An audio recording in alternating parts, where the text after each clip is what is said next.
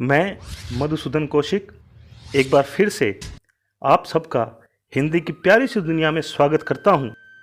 आज हम रस एवं उनके स्थायी भावों के विषय में जानेंगे। आइए सबसे पहले रस की परिभाषा जानें। रस का शाब्दिक अर्थ है आनंद। साहित्य को पढ़ने, सुनने या नाटक आदि को देखने से जिस आनंद की अनुभूति होती है उसे ही रस कहते हैं। बच्चों, सबसे प्रचलित परिभाषा भरत मुनि की है, जिन्होंने सर्वप्रथम रस का उल्लेख अपने प्रसिद्ध ग्रंथ नाट्यशास्त्र में ईसा की पहली शताब्दी के आसपास किया था। उनके अनुसार रस की परिभाषा इस प्रकार है: विभाव, अनुभाव और व्यभिचारी भावों के संयोग से रस की निष्पत्ति अर्थात उत्पत्ति होती है। रस के 4 अंग माने जाते हैं। पहला है स्थायी भाव, दूसरा विभाव, तीसरा अनुभाव और चौथा संचारी भाव।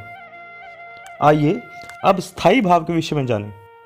कविता या नाटक का आनंद लेने से सहृदय के हृदय में भावों का संचार होता है।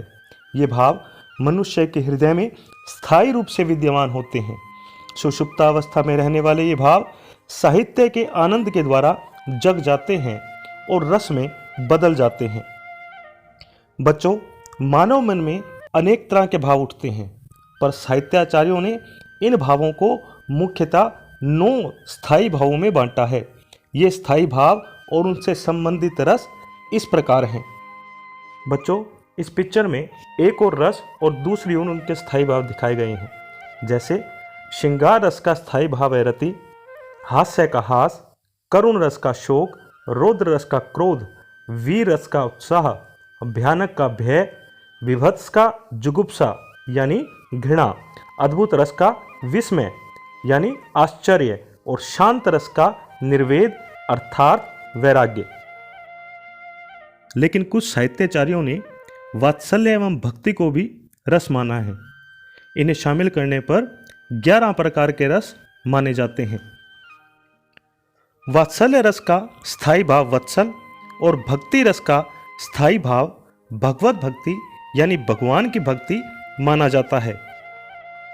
बच्चों, परीक्षा में रस और उसका स्थायी भाव बहुत बार पूछा जाता है।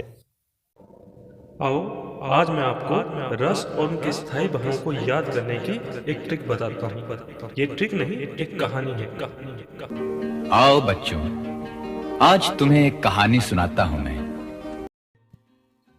एक दिन विस्मयपुर की अद्भुत राजकुमारी रति ने श्रृंगार किया। फिर शोक व करुण नाम के 2 सिपाहियों को साथ लेकर वह उत्साह नगर के राजा वीर सिंह से मिलने गई। वहां राजा के मित्र हास को देखकर वह हास्य करने लगी। यह देखकर राजा का सेनापति निर्वेद, जो शांत रहता था, क्रोध से रौद्र और भय से भयानक हो गया, जिससे उसकी दासी जुगुप्सा विभत्स हो गई। तभी वहां ऋषि वत्सल अपने पुत्र वात्सल्य के साथ आ गए। उन्हें देखते ही राजा भगवान की भक्ति करने लगा। आशा है कि आपको यह ट्रिक अच्छी लगी होगी। इस ट्रिक से रस और उनके स्थायी भाव को याद करना सरल हो जाएगा।